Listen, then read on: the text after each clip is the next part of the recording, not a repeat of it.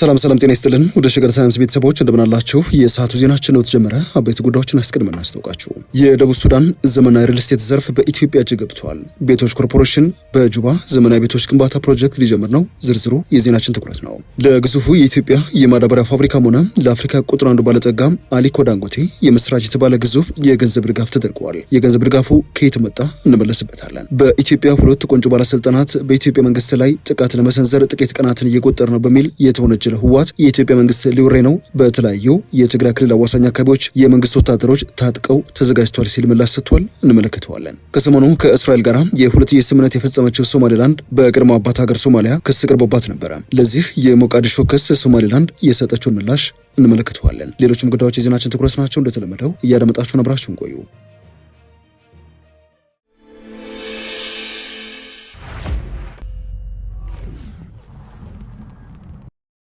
ወደ ቀዳሚ ጉዳያችን እናምራ። የደቡብ ሱዳን ዘመናዊ የሪል ስቴት ግንባታ ዘርፍ በኢትዮጵያ እጅ ገብቷል። ቤቶች ኮርፖሬሽን በጁባ ዘመናዊ ቤቶች ግንባታ ፕሮጀክትን በይፋ ሊጀምር በዝግጅት ላይ ነው። ለኢትዮጵያ ኮንስትራክሽን ድርጅቶች ዓለም አቀፍ የስራ ዕድል በር ከፋች የሆነ ፕሮጀክት ነው በደቡብ ሱዳን ሊጀምር መሆኑ ይፋ ይሆናል። በጎረቤት ሀገር ደቡብ ሱዳን ዘመናዊ መኖሪያና የንግድ ቤቶች ግንባታ ፕሮጀክት ከጁባ ተነስቶ አነስተኛ የሀገሪቱ ከተሞችን የሚያዳርስ ሲሆን ስራውን ለመጀመር የመጨረሻ ዝግጅትን አጠናቅቄያለሁ ያለው የኢትዮጵያ ፌዴራል ቤቶች ኮርፖሬሽን ነው። ከተቋሙ የተገኘ መረጃ እንደሚያሳየው ይህ ግዙፍ ፕሮጀክት ወደ ትግበራ ምዕራፍ የተሸጋገረው ባለፈው ቅዳሜ ዕለት በጁባ ከተማ በተፈረመው የመጨረሻ የኦፕሬሽናል ውል መሰረት ሲሆን ስምምነቱ ቀደም ሲል በሁለትዮሽ ወገኖች መካከል በአዲስ አበባ ተፈርሞ የነበረውን የመግባቢያ ሰነድ በቀጥታ ወደ ስራ የሚያስገባ ነው። ስምምነቱን የፌዴራል ቤቶች ኮርፖሬሽን ዋና ስራ አስፈጻሚ አቶ ረሻድ ከማርና የደቡብ ሱዳን የመካከለኛ ኢኳቶሪያል ግዛት ገዢ ኢማኑኤል አዴል በጋራ ፈርመውታል። በዚህ ስትራቴጂክ አጋርነት መሰረት ኮርፖሬሽኑ በጁባ ከተማ በፍጥነት እያደገ የመጣውን የቤት ፍላጎት ለማሟላት ያስችላሉ የተባሉ ዘመናዊ ንግድ ማዕከላትና የመኖሪያ ህንፃዎችን ግንባታ ሂደት በበላይነት ይመራልም ተብሏል። ከፊርማ ስነ ስርዓቱ ጎን ለጎን የፌዴሬ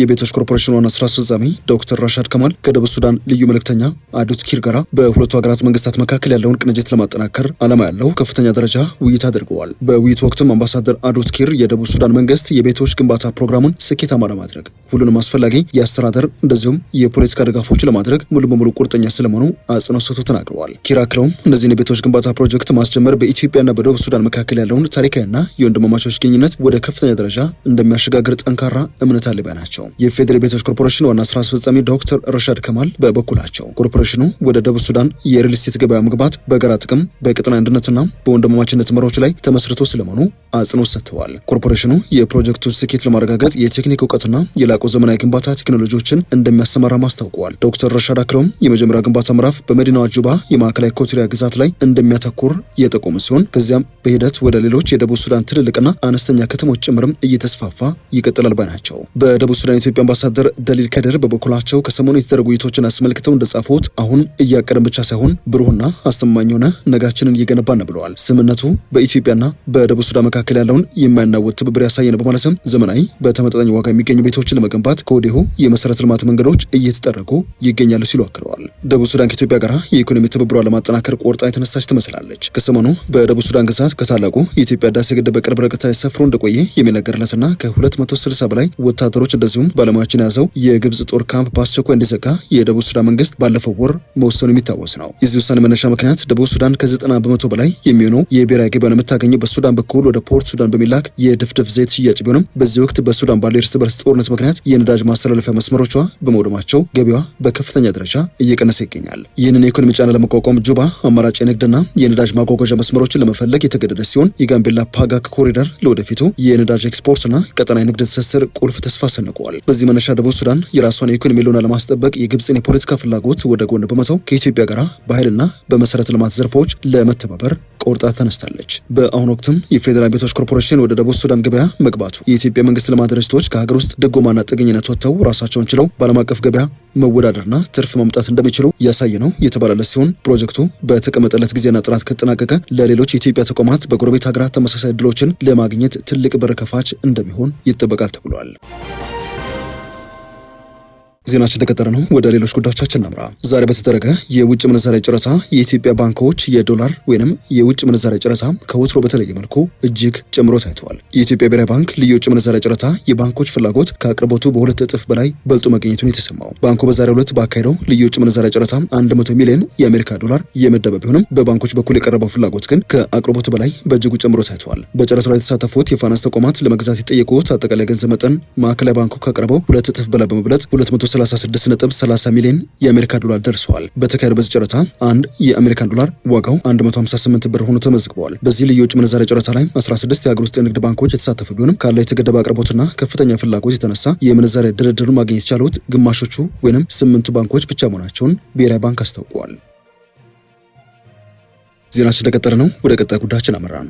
ህወሓት የፌዴራል መንግስት ወረራ ሊፈጽምብኝ በዝግጅት ላይ ይገኛል ሲል ወንጅሏል። ድርጅቱ የፌዴራል መንግስቱ በትግራይ ክልል ውስጥ አዲስ ወታደራዊ ግጭት ለመቀስቀስ እየተዘጋጀ ይገኛል ሲል የከሰሰው ባለስልጣናት የድሮን ጥቃቶች እየፈጸሙ ጦር እያሰባሰቡና በክልሉ ላይ የተጣለውን ከበባ እያስቀጠሉ ይገኛል ሲል ወንጅሏል። ህወሓት ድርጅቱ በትናንትናው ዕለት ባወጣው መግለጫ በገዢው ብልጽግና ፓርቲ የሚመራው የፌዴራል መንግስት በድጋሚ የጦርነት ነጋሪት እየጎሰመ ያለ ሲሆን ለሁለተኛው ዙር ግጭትም የተዘጋጀ ስለመሆኑ አስታውቋል። ፓርቲው በተለያዩ የትግራይ አካባቢዎች የድሮን ጥቃቶች መፈጸማቸውንና የፌዴራል ኃይሎች እንደዚሁም አጋር ሚሊሻዎች በክልሉ ዙሪያ እየተንቀሳቀሱ ጦር እያሰባሰቡ ስለመሆኑ ነው ይፋ ያደረገው። ከዚህ ባለፈ መንግስት መሰረታዊ ቁሳቁሶችና መድኃኒቶች ወደ ክልሉ እንዳይገቡ እገዳ ጥሏል ሲል የከሰሰ ሲሆን በአገር ውስጥ የተፈናቀሉ ዜጎች ወደ ቀያቸው እንዲመለሱ ለማድረግም ፈቃደኛ አልሆነም ባይ ነው። መግለጫው አክሎም ለተፈናቀሉ ወገኖች ይቀርብ የነበረው ሰብአዊ እርዳታ ላለፉት 3 ወራት መቋረጡንና ይህ በግጭት የተጎዱ ሰዎችን ህይወት ይበልጥ እያከበደ የሚገኝ እንደሆነ አመላክተዋል። እንደ ህወሓት መብራሪያ ከሆነም ሰሞኑን የፌዴራል መንግስት ባለስልጣናት የትግራይ ተዋናዮችን ጦርነት ናፋቂ በማለት የሰነዘሩትን ክስ አዲስ ለታቀደው ወታደራዊ ዘመቻ የሚደረገው ዝግጅት ለመሸፈን ትኩረት ለማስቀየስ የታለመ ነው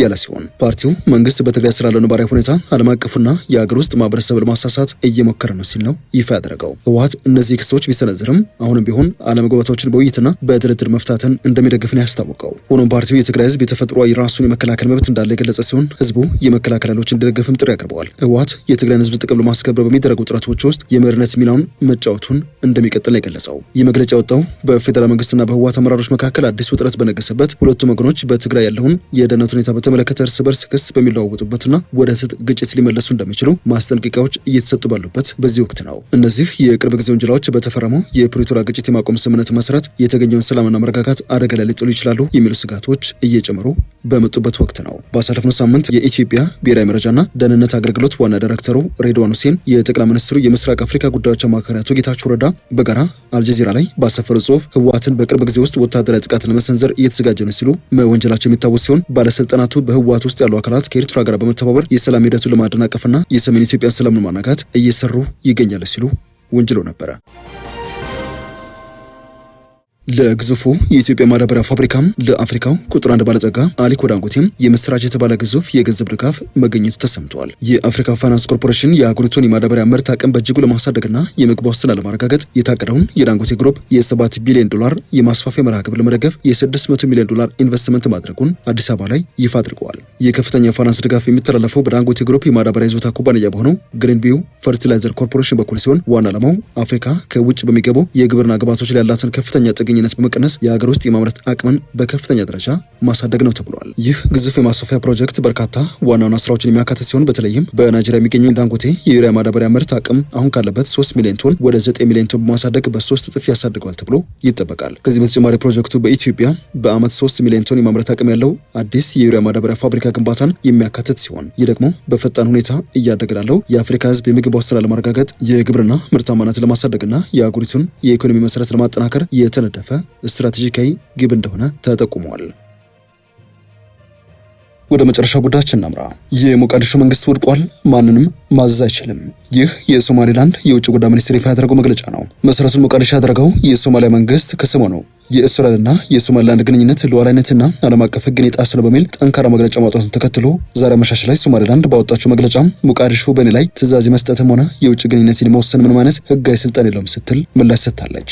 የሶማሌላንድ የውጭ ጉዳይና ዓለም አቀፍ ትብብር ሚኒስቴር ባወጣው መግለጫ ጠባጫሪና አሳሳች መግለጫ ሲል የሞቃዲሾን ክስ አጣጥሎታል። ይህ ከሶማሊያ የተሰጠው መግለጫ ታሪክን ለማዛባት እውነታን ለመካድና ዓለም አቀፍ ማህበረሰቡን ለማሳሳት የተደረገ ሌላ ሙከራ ነው በማለትም ሶማሌላንድ ሉዓላዊነቷን ካስከበረችበት ጊዜ ጀምሮ ከሞቃዲሾ መንግስት ትዕዛዝ ተቀብላ አታውቅም፣ አትመረምም ሲል ይፋ አድርገዋል። የሀገሪቱ ፕሬዝዳንት አብዱራህማን መሐመድ ወደ እስራኤል ያደረጉትን ሰሞኑኛ ጉዞ ስኬታማና ታሪካዊ ሲል የገለጸው ሲሆን የሶማሊላንድን እያደገ የመጣውን ዲፕሎማሲያዊ ተደራሽነት፣ ዓለም አቀፍ መተማመንና ከመላው ዓለም ጋር ለመገናኘት ያላትን ሉዓላዊ መብት ያረጋገጠ አጋጣሚ ብሎታል። በዚህ መሰረት ወድቋል ሲል ከገለጸው የሶማሊያ መንግስት የሚሰጥ ማንኛው መግለጫ ይህንን መሻሻል ሊቀለብሰው ወይንም የሶማሊላንድን ህዝብ ህጋዊ ምኞት ሊያደናቀፍ አይችልም ባይ ነው። ለተከታታይ 3 አስርት ዓመታት ሶማሊላንድ ራሷን እንደ ሰላማዊ ዲሞክራሲያዊና ኃላፊነት የሚሰማት ሀገር አድርጋ ስታስተዳድር ቆይታለች ያለው የሶማሊላንድ የውጭ ጉዳይ ሚኒስቴር መግለጫ የራሷን ተቋማት፣ የደህንነት ኃይሎች፣ ህጎች፣ ምርጫዎችና ዓለም አቀፍ አጋርነቶችን ጠብቃ ኖራለች በማለትም ነው ይፋ ያደረገው። በዚህ መሰረት እነዚህ እውነታዎች በውሸት ፕሮፓጋንዳ፣ በማስፈራራት ወይንም ጊዜ ያለፈባቸው የፖለቲካ ይገባኛል ጥያቄዎች ሊደመሰሱ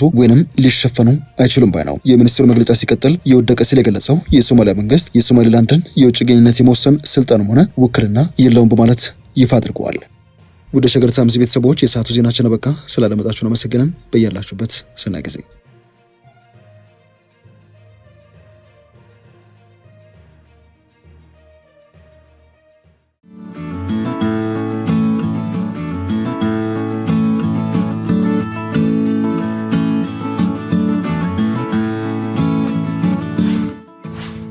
ሸገር ታይምስ ሚዲያን ሰብስክራይብ በማድረግና ደወሉን በመጫን ይከተሉን።